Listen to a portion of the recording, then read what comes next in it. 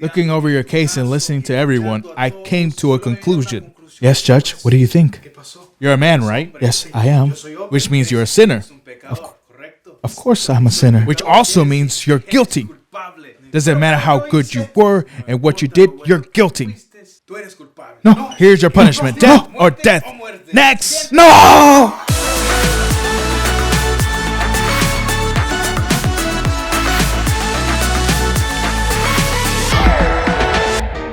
Welcome everyone, we're back on your channel, Tu Voz es Mi Voz. I hope you're ready because I have a message for you guys. Join me in reading Romans 7:15-17. It says, I do not understand what I do.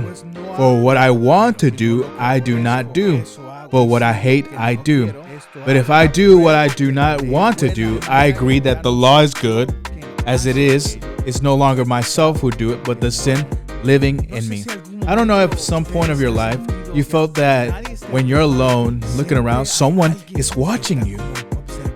You turn around and then there's nobody. It's almost like in the movies. Someone is walking and then out of nowhere someone's following you, but then they hide.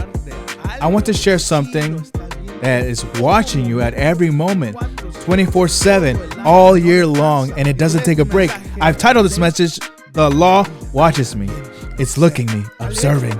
In this verse, I came to understand, possibly it might be a bit confusing, but in short words, we as humans are very good at doing what we aren't supposed to be doing. When it comes to do the good, we hate it. But here it explains that the sin living in me, it makes us choose bad decisions to do what we aren't supposed to do. Of course, it's easy. Who are we kidding? When it comes to being bad, we are really good at that. But this proves one thing, that the law is good. It's very curious because the law was made by God to put us in order. Since we were little, we were taught to always follow the rules. If not, we know there was consequences. Since we were little, if we didn't listen to our parents, we know what awaited us. So we tried to avoid that. In our nature, we don't listen. We're stubborn. We don't want to listen. It starts with our parents, with our teachers, with the boss, with authority. In conclusion, we'll always have to answer to someone because of the law. What am I trying to say with this? That no matter where you go, the law is always going to point a finger and will be ready for when you do something bad. It will be there. It's not so much like the cameras at the store that say, smile, I'm watching you. It goes beyond that. The law will always accuse us and say we aren't good. This grabs my attention because something that was made for good for us is the same thing that accuses us for being bad, accuses us of being guilty. It singles us out that we don't deserve anything. It condemns us. The word tells us that. The law condemns us, that we don't deserve anything. But this is the message, that the law is watching and observing us until we die. It will always tell us that we deserve death. They don't deserve anything. But thanks to Jesus, the Apostle Paul shared these words, and he understood that the law is good, but good to show our failures and that we are guilty. That's why it's necessary that Christ come for us to change that. Now we are innocent and we can present ourselves to the judge, that is God, as innocent.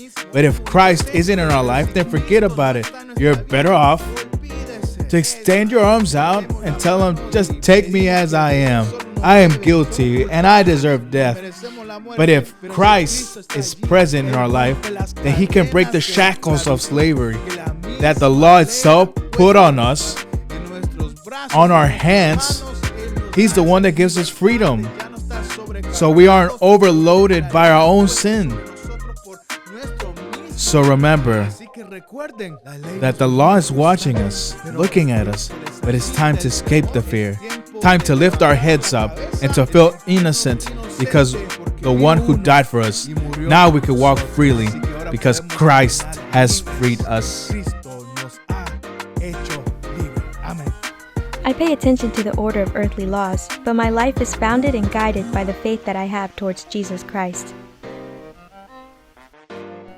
Don't forget to share, like, and subscribe. We are Tu Voz es Mi Voz.